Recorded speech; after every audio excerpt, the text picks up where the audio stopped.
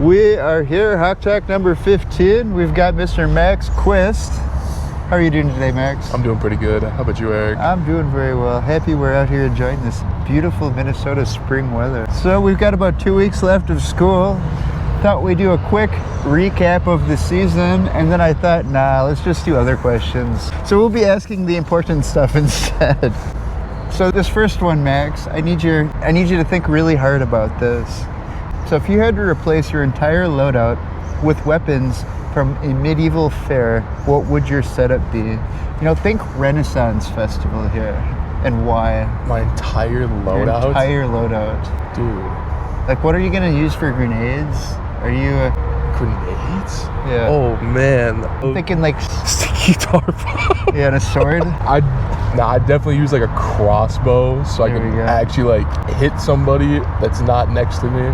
And then my like secondary would be like a spear, so I have like a little bit of range. So if they escape the crossbow, then you got the spear. Then we're just chucking the spear, or if they're like next to me, I can just like, I can get them. Yeah, it makes sense. It totally makes sense. I mean, that's why you guys do so well, is we have big brains over here. Yeah. Oh, man. So the next one, this is more of a serious question, because it's going to determine a lot of stuff for next season. So which teammate would you trust the least to revive you in a 1v4 situation? Revive me? To revive you. I think we're probably talking Warzone here. This is Warzone? This is Warzone. That's tough. Yeah, I don't think any... I mean, like, if we're going brainless, I'm thinking Bahuda. Ryder's just ego challenging the entire team. He's not picking me up, and he's costing, so that's who I would go with. He's not. Okay. He's not a team player. Ooh. Ooh. That's Bahuda? That's crazy. That's pretty whack. That's crazy, but it's funny.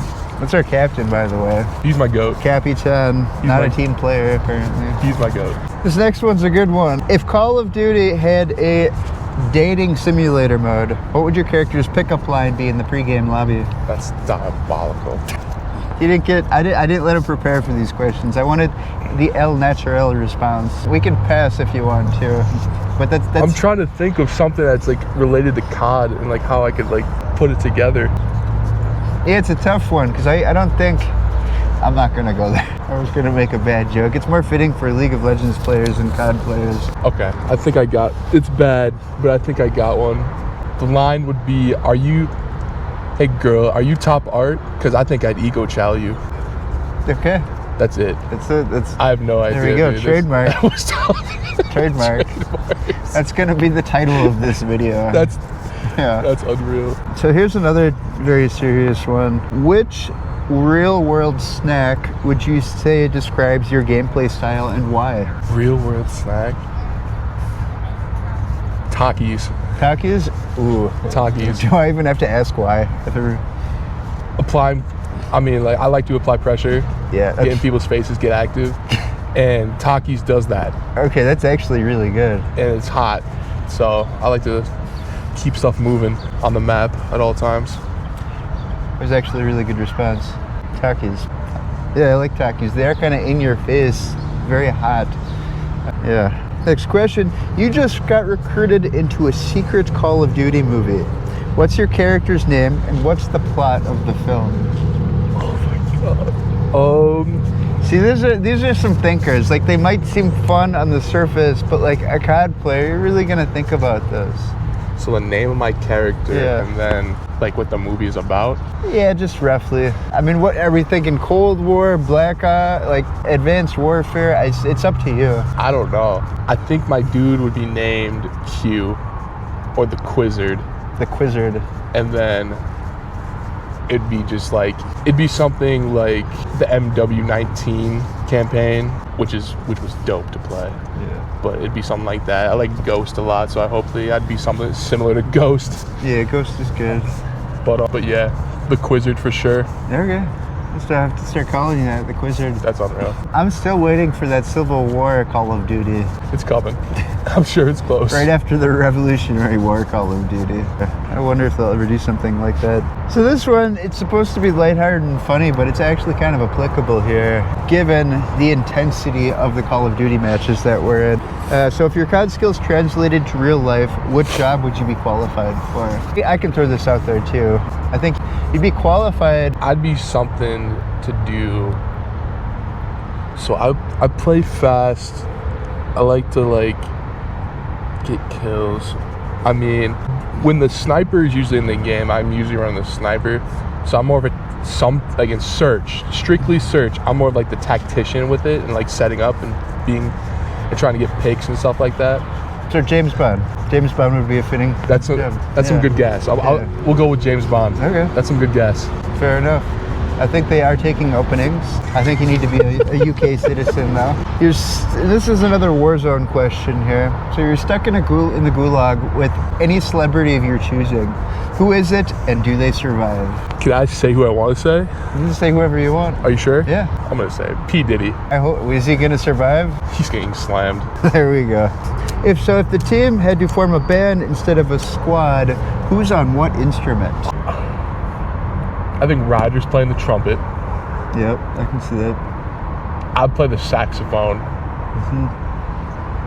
Jet's playing the bass, and then Jose would be playing. So he was actually in band. I forget what he played, but I think it was something to do with the viola or violin, one of the two. So he might be on one of those. I'd like to put him on a clarinet, just in the corner. In the corner? Doing his Clarinet in the corner? Doing his own thing. No shade to Jose, but it's funny. Interesting. Jose, I hope you're taking that with a chunk of salt. But little do they know, it's actually just a clarinet solo that everybody paid to come see, and you had your squad mates show up with their instruments. Jose's getting active for sure. Yeah. What's your most delusional Call of Duty hot take? Like, example is camping is a high IQ play. Hot take. And that could be it. If you're not a fan of camping, isn't that what you guys say though before every match? You say, dig in, boys, we're camping today. No. That's not why you guys say dig in? Dig in, lock in. Dig in? It's more like lock in. I'm joking. Dig in, boys, we're camping That's today. crazy. Competitively, dynamic aim assist made the game easier. Everybody can shoot straight. That's my hot take. But for like pubs and stuff like that, take the shotgun, like the fire shotguns out, dude. That stuff is cheese. That takes no skill, especially in Warzone, like pubs and stuff like that.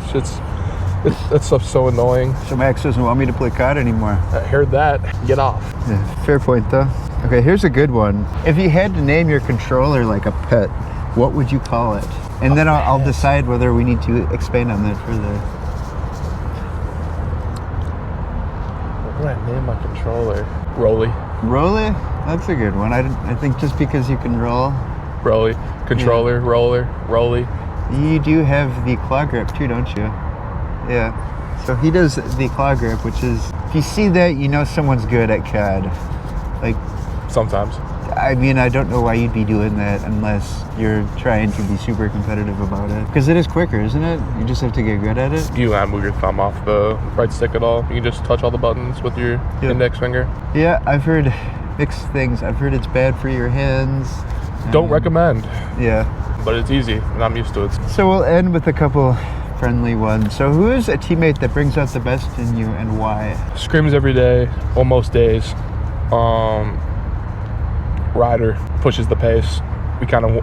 We work on stuff every day. We try to get better, 1%. He's always kind of leading the charge, and that's pretty good. Kind of pushes you to be better, even if you don't want to play the game that day. Jet and Jose bring the vibes, man. Like, those dudes are funny, and so just playing with the group, getting together, just even if it's ranked, it's always just fun just to get reps in. Good answer. Yeah, I kind of figured you'd say Ryder since you two play together a lot. So if you could go back and give your gamer self one piece of advice, what would it be? Play paddles. Game paddles. So instead of clawing, just start doing paddles. Interesting. Why is that? I'm so numb to it now, and sometimes my hand starts to hurt. but it's just become so natural for me to play claw. If I played paddles, I wouldn't have to worry about any lingering effects, but play paddles. Yeah, arthritis is... I soak my hands every day. Do you? In cold water? Sometimes cold water, warm water with like some salt, usually. You should try cold plunging. It gets rid of inflammation. You've been trying to get me on that for a while. Yeah, well, you'd have to go do it on your own until you graduate, and then you could join us if you wanted. Perhaps. We get a crew. We go, and the older gentlemen in our group swear by it because it gets rid of all their inflammation. Like, it's crazy how much they swear by it. It's cool. It's very cool. So what do you think is the most misunderstood part of being a competitive gamer? Misunderstood. We're just playing the game too much, not doing anything. People kind of look at us as nerds and stuff like that, even though it's kind of just something fun to do. It's funny that it's super funny for me to hear that word nerd being taken in a bad connotation, because if people didn't realize this, you look around and who runs the world? Nerds. There you go. So I'd say if anybody, I take it as a compliment personally, but I know a lot of people don't. Hey man, we're just nerds. We're just nerds playing a game. Nothing much to it. Yeah. We're just nerds. So in 10 years, how do you want to look back on your time playing COD with the team? I mean... Do you think you'll have graduated by then? I'm joking. I hope so. I just hope that playing COD, I just keep these connections that I made for a long time. Playing COD's fun. I like being competitive and stuff like that, but just being around a group of guys that just want to get together and like play, get to know each other vibe. That's kind of what I like to do. Just hang out with people who share the same interests.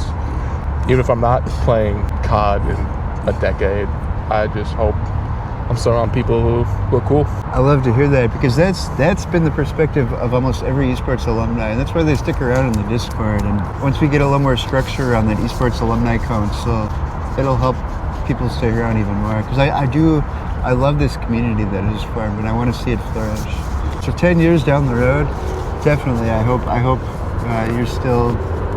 I hope you're just doing everything you dream of doing and receiving everything you dream of receiving, but I hope you're still connected to the school here somehow. Word. So thank you, Max. This has been a fun interview. Is there any parting words you'd like to say? Thanks for having me, guys. It's been fun. It's been a good talk.